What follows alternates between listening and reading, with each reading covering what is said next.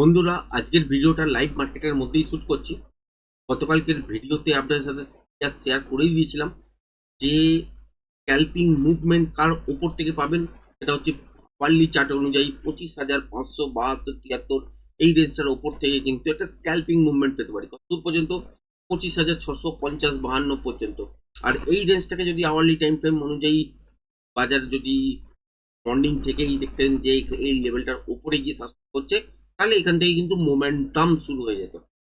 আর কি বলেছিলাম যে এই যেখানে যে গ্যাপ ডাউনও খুলেছে, বাজারে কিন্তু তলার দিকে স্ক্যাল্পিং ট্রেডের জায়গা অনুযায়ী যদি দেখেন, সেটা হচ্ছে 25,327 কাছাকাছি পর্যন্ত আসতে পারে। কিন্তু যদি ব্রেক না করে, তাহলে এখান থেকে আবারও উপরের দিকের জন্য মুভ করতে কিন্তু করতে পারে। আর যদি দেখেন যে ব্রেক করেছে, তাহলে কিন্তু যান যে এখান থেকে তলার দিকের জন্য মুভমেন্ট শুরু হচ্ছে এবং মোমেন্টামও কিন্তু পাবেন। আর গতকালকের ভিডিওতে বলেছিলাম কি, যে নিফটির ক্ষেত্রে যেখানে তৈরি হচ্ছে একটা ভালো মুভমেন্টের জায়গা, ব্যাংক নিফটিতে কিন্তু রেঞ্জ বাউন্ড টাইপের সিচুয়েশন শো করছে। তো ব্যাংক নিফটি যদি সাপোর্ট দিয়ে দেয় সামান্য কিছু, তাহলে কিন্তু নিফটি ভালো পারফরমেন্স করে দিয়ে চলে। তো আজকের দিনে ব্যাংক নিফটি সাপোর্ট তো করেছে, কিন্তু মর্নিং সেটআপটা যদি দেখেন, সেখানে প্রথম মুভটা ছাড়া ব্যাংক নিফটি কিন্তু নিফটির সঙ্গে তাল মিলিয়ে কিন্তু চলছিল না। তারপর সেকেন্ড হাফ থেকে কিন্তু আস্তে আস্তে অ্যাডজাস্ট করতে পারে। আলটিমেট এই যে মুভটা দেখতে পাচ্ছেন, এই মুভটা কিন্তু তিনটের মুভ ক্যাপচার কিন্তু করা হয়েছে এবং সুন্দর প্রফিট কিন্তু হয়েছে। এবং এই রেঞ্জটা এবার কত দূর পর্যন্ত আসতে পারে, আপনার সাথে গতকালকের ভিডিওতেও শেয়ার করেছিলাম যে আওয়ারলি রেঞ্জ যদি ব্রেক করে দেয়, তাহলে তলার দিকে কিন্তু 25,080 পর্যন্ত তলার দিকে আপনারা মিনিমাম দেখতে চলেছেন। এর তলাতেও যাবে কিনা সেটা আলাদা কথা। বাট এই লেন্সটাকে ব্রেক করার পর দেখতে পারেন যে 25,000-এর কাছাকাছি কোনো একটা জায়গা থেকে সাপোর্ট নিয়ে আবার নতুন কিছু প্যাটার্ন। কারণ কি? কারণ হচ্ছে আগের দিনের যদি আপনারা সুইং দেখেন না, মানে যে জায়গাটায় আমরা দেখতে পেয়েছিলাম, এইটা হচ্ছে বাজেটের দিন।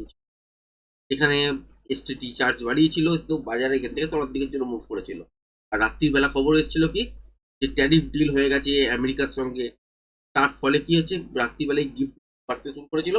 পরের দিন কিন্তু লাইভ হাইয়ের কাছাকাছি বাজার খুলেছে। খুলে প্রথম 5 মিনিটের মধ্যেই আপনারা দেখেছেন যে তলার দিকের জন্য মুভ করেছে এবং কন্টিনিউ চলতে থেকেছে। তার মানে এখানে একটা প্রফিট বুকিং চলে এসেছিল। এরপরে কি হচ্ছে, বাজারের মধ্যে নয়েজ সৃষ্টি হচ্ছে। বেশ কয়েকটা দিন ট্রেড কিন্তু সেরকম ভাবে পাওয়াই যায়নি। পাওয়া গেলেও খুবই মিনিমাম কোয়ান্টিটি। কোনো কোনো দিন স্টপ লস লেগে গেছে, কোনো কোনো দিন ট্রেডই সেট আপ, ট্রেডের জন্য যে সেট আপ তৈরি হয় সেই সেট আপও তৈরি হয়নি। আবার কোনো কোনো দিন এমনও গেছে যেখানে বাজারের মধ্যে হয়তো একটা ছোটখাটো ট্রেড দিয়েছে, তারপর আর কিন্তু বাজার নয় ভয়ানক একটা নয়েজ তৈরি করতে সৃষ্টি করতে করে দিয়েছে। তো এইরকম দিনগুলোতে এইরকম জায়গাতে দেখেইছি। তারপর থেকে আস্তে আস্তে আস্তে আস্তে বাজার একটা ছন্দে ফিরছিল, তার মধ্যেই আবার একটা উড়ো খবর দিচ্ছে। তো এই জায়গাগুলো ছন্দ ব্রেক হচ্ছে। তো উড়ো খবর হিসেবে কি এসেছিল, যে আমেরিকান কোর্ট নাকি ট্যারিফটাকে ইলিগাল বলেছে। তো ভারতীয়দের মধ্যে খুবই আনন্দিত, এবং রাতারাতি ডোনাল্ড ট্রাম্প আবারও কিন্তু অন্য একটা আইনের মাধ্যম দিয়ে সেটাকে 5 মাসের জন্য কমসে কম 10% ট্যারিফ লাগানো হয়েছিল। তারপরে আবার ঘোষণা করা হয়েছিল 10টাকে। তো এই যে জায়গাগুলো তৈরি হচ্ছিল, এইগুলো হচ্ছে অস্থিরতা।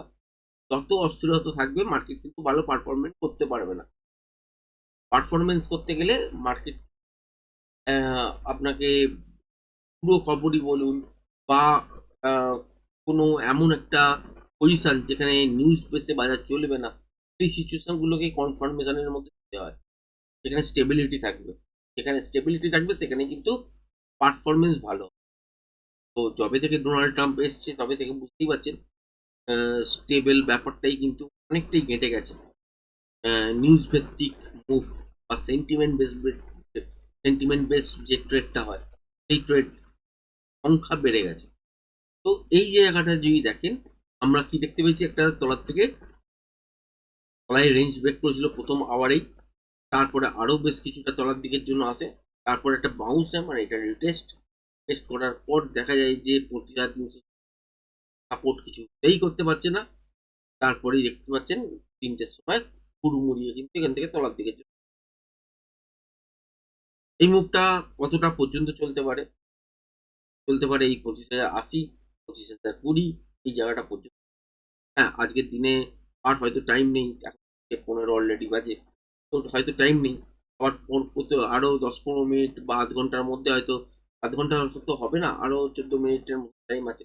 তো এই 14 মিনিটের মধ্যে হয়তো এটা কভার করলেও করতে পারে, কিন্তু মনে হচ্ছে না যে আজকের দিনে কভার করবে। সোমবার দিনের জন্য হয়তো ফেলে রাখবে।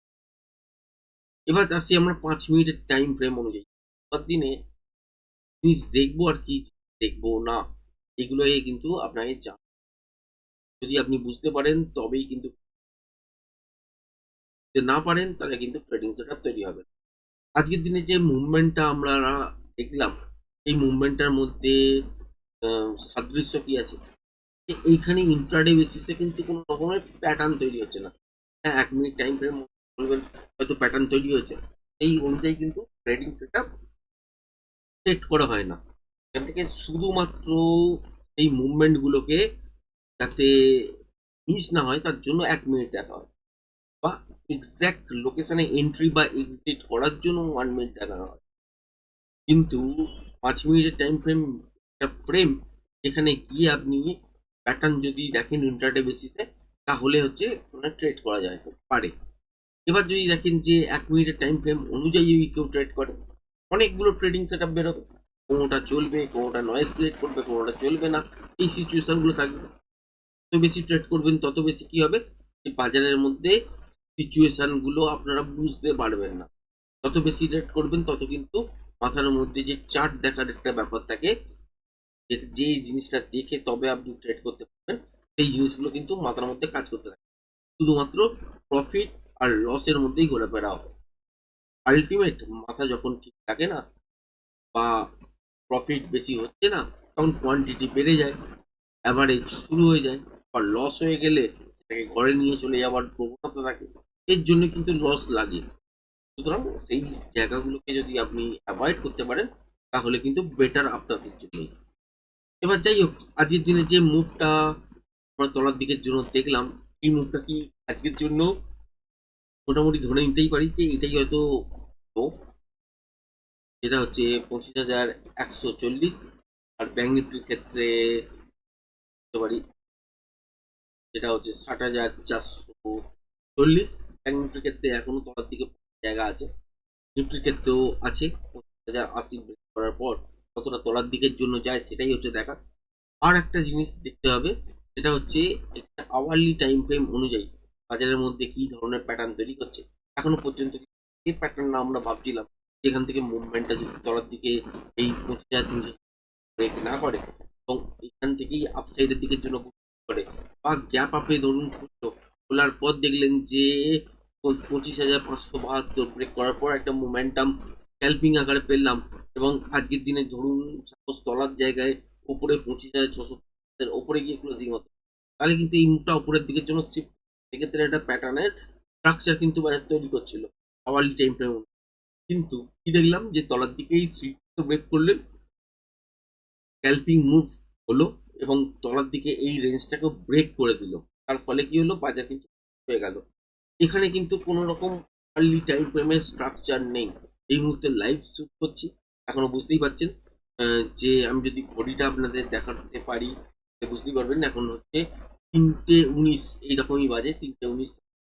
তো জায়গাটা দেখে বুঝতে পারবেন যে আলটিমেট বাজারের মধ্যে যে গুলো তৈরি হয়েছে সেটা কিন্তু খুব একটা বেটার নয়। এই দেখতে পাচ্ছেন 3টে 19, 46, 47 সেকেন্ড, 48 সেকেন্ড, 27 ফেব্রুয়ারি লাইভ চলছে। তো এই অনুযায়ী যদি দেখেন বাজারের মধ্যে সিচুয়েশন এই মুহূর্তে ভালো নয়। নেগেটিভ সেন্টিমেন্টের প্রভাব কি পড়ছে, হ্যাঁ এগুলোকে নিয়ে ডিটেলসে আপনাদের সাথে নেক্সট ভিডিওতে। এবং আওয়ারলি টাইম ফ্রেম যেমন দেখবো, এই হিসাবে আর কোন পয়েন্ট পাওয়া যাবে কিনা সেগুলোকে নিয়েও চর্চা করব। আজকের ভিডিওটা স্পেশালি এই জন্যই ছিল যে গতকালকে যে রেঞ্জ আপনাদের সাথে শেয়ার করেছিলাম, সেই রেঞ্জ অনুযায়ী এবং আওয়ারলি ফ্রেমটাকে কেন টার্গেট করেছিলাম সেটা নিশ্চয়ই বুঝতে পারছেন। 25,300 কি হতে পারে, এখানে যে কুইক মোমেন্টাম আসবে সেটাও আপনারা কিন্তু এই মুহূর্তে দেখতে পেয়েছেন, এবং আপনারা ভালো করেই জানেন যে এই রেঞ্জটা যখন থেকে তলায় দূর পর্যন্ত কভার করলো, সেটা শুধুমাত্র টাইম নিয়েছে 5 মিনিট। এবং তারপরে নেক্সট ক্যান্ডেলটাও তোলার দিকের জন্য এসছে। তারপরে বাউন্সের প্রক্রিয়া শুরু। খুব বেশি উঠতেও পারবে না এই মুহূর্তে, এই রেঞ্জ তোলার দিকে ব্রেকও করতে পারবে। সুতরাং এখানেই বাজার ঘোরাফেরা করে ক্লোজিং দেবে, বা লাস্ট ক্যান্ডেলটা মানে এই 25-এর ক্যান্ডেলটা যখন শুরু হবে, তখন লাস্ট ক্যান্ডেলটা যখন শুরু হবে দেখবেন যে এটা নেমে এসেই হয়তো বন্ধ করেছে, আর হয়তো লোটাকে ব্রেক করবে। সোমবার দিনের জন্য তোলা রইলো, সেটা গ্যাপ ডাউনে খুলবে না ফ্ল্যাট খুলে তলার দিকে আসবে, সেটাই দেখার। আরো গ্যাপ আপ হবার পরও তলার দিকে এই 25,327 এই রেঞ্জটাকে এখন একটু শিফট করতে হবে। সেটা হচ্ছে 25,350-এর কাছাকাছি নিয়ে যেতে হবে, এবং সেই 25,350 এই রেঞ্জটা যদি ব্রেক না করে, আলটিমেট উপরের দিকে যদি হলেও এখান থেকে লুপ বানিয়ে কিন্তু তলার দিকে স্ক্যাল্পিং তলার দিকে দেখবেন।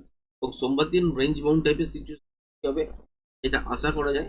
তবুও এই মুহূর্তে তো আমি দেখতে পাচ্ছি না, ক্লোজিং হওয়ার পরেই কিন্তু দেখতে পাবো, তারপরে ভিডিও বানিয়ে আপনাদের সাথে শেয়ার করবো।